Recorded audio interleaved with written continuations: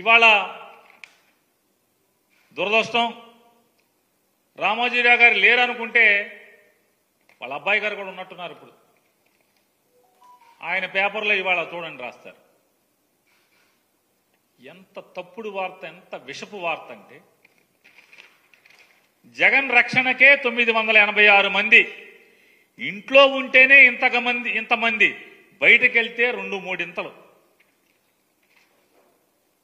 5 ఏళ్లలో భద్రతా సిబ్బంది జీతాలకే 296 కోట్లు అని వండేసి వార్త రాసేసి అచ్చేసి వదిలేశాడు. ఇంత దుర్మార్గమా అని అడుగుతున్నాను నేను.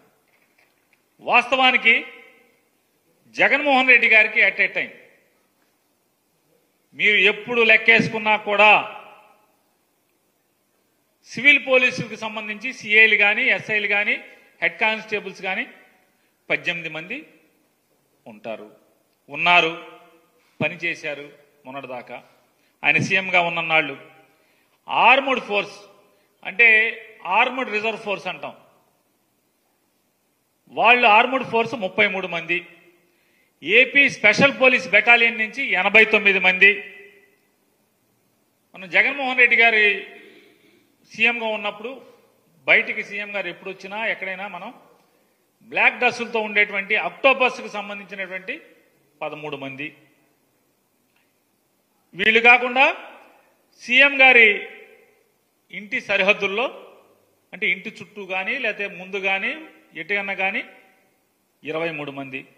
కాన్వాయ్, సీఎం గారి కాన్వాయ్కి 21 మంది డ్రైవర్లు కానీ, సెక్యూరిటీ ఇన్స్పెక్టర్లు కానీ, అయితే ఎస్ఐలో వాళ్ళ హెడ్ కానిస్టేబుల్ వాళ్ళు ఏ ర్యాంకులో ఉంటే ఆ ర్యాంకులో కాన్వాయ్కి 21 మంది.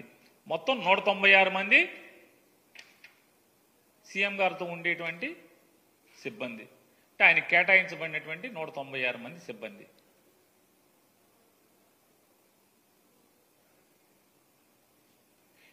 ఈ 196 మంది అయితే వీళ్ళు తప్పితే ఇంకెక్కడన్నా ఉన్నారా? ఇందులో అంతా కలిపి సీఎం గారికి బెంగళూరులో సెక్యూరిటీ లేదు, కావాలంటే మీరు ప్రభుత్వం మీ దగ్గర ఉంది చూసి చెప్పండి. లోటస్ పాండ్ దగ్గర ఉన్నటువంటి పోలీసులతో సహా లెక్క కలిపి నేను చెప్పేది ఎట్ ఏ టైం 196 మంది ఉంటారు. 196 మంది,